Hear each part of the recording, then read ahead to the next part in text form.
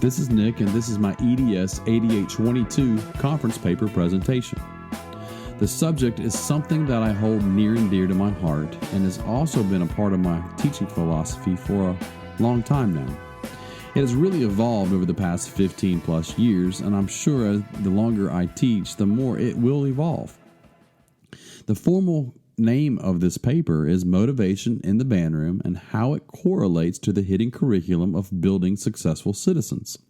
Realistically, it's a phrase that I came up with, beyond the bandroom.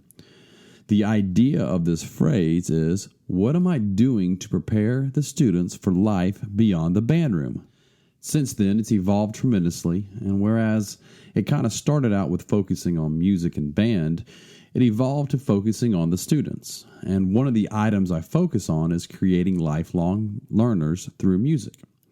The whole idea of Beyond the Bandroom is what I'm actively doing in the bandroom. Am I teaching the students to take the skills taught and apply them to their lives beyond the bandroom? Truthfully, I might have a few music educators, future band directors, performers in the classroom, but honestly, there are a number of students that are going to be doing other things. There are future entrepreneurs, doctors, lawyers, business owners, welders, plumbers, electricians, teachers, principals, governors. The President of the United States might be in my classroom. And when I started thinking about how much responsibility I have teaching these students, that's when my teaching philosophy evolved. In class one day, we started comparing key signatures and music to the meal we order at McDonald's, thinking about approaching the music in the same way we hold others to a standard. For example, when you request a burger with no pickles at McDonald's, everyone expects the burger to have 0 pickles. When it comes out wrong, many of us will ensure our order is fixed. The same standard must be taken with how we approach our day-to-day life. If we can hold ourselves to the same standard as we hold others, we will see a drastic improvement in our ability to accomplish a task. We want a doctor to operate on our loved ones at a 100% success rate, and we would be disappointed if they did 92% of the surgery correctly.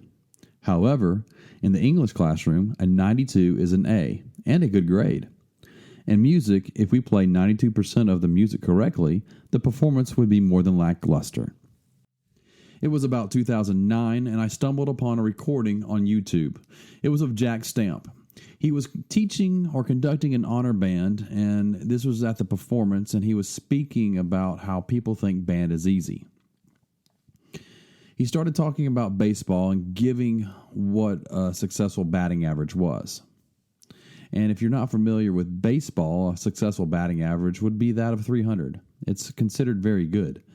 If you have a lifetime batting average of 300, more than likely you'll end up in the Hall of Fame. And that's realistically only when you hit safely 30% of the time. He goes on and talks about football and the down system. And the down system is like when you have built-in failures. First down, second down, third down, and fourth down. And you can even punt the ball if you fail.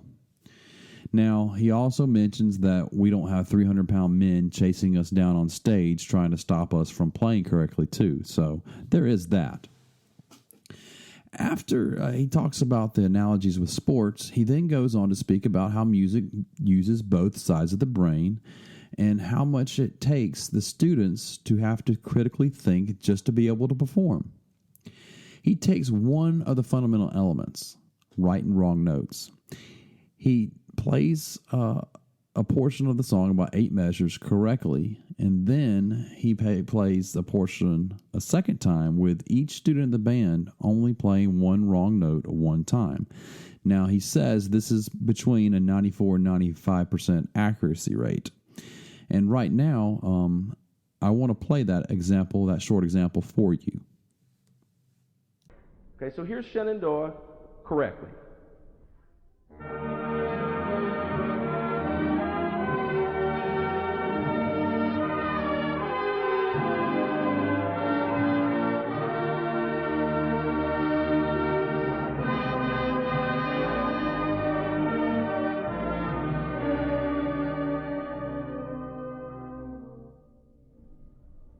95, 94%.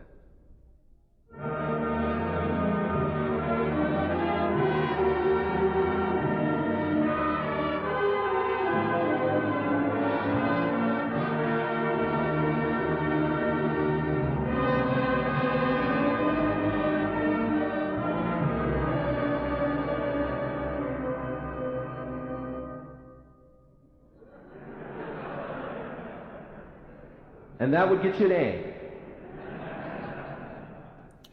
As you can see, this is where my perception started to change. There is a whole discussion that we could have about the inflated superior and how some are focused on the trophy to gauge success. I want students to be the best they can be and focus on the details. We want to create a safe environment because that is key for the foundation of social and emotional learning success.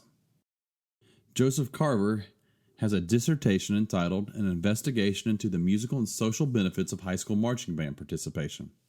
The purpose of the study was to take the perspective of high school band directors, band students, and their parents to investigate the potential benefits of participating in the marching band.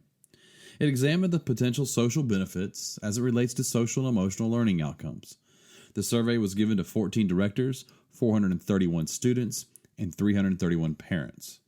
The results from the participants viewed marching band participation as advancing the social and emotional learning abilities of relationship building skills, self-management, and self-awareness. Students will always face challenges impacting their daily routine. The challenges may come from home, the community, and school. The challenges can affect and have an impact on their social, emotional, learning elements of their lives. It is important that teachers understand their relationship with their students. We have to understand that what we are doing is more than just teaching music. It is important that we are a facilitative teacher. We must give students the opportunities to interact and facilitate their learning.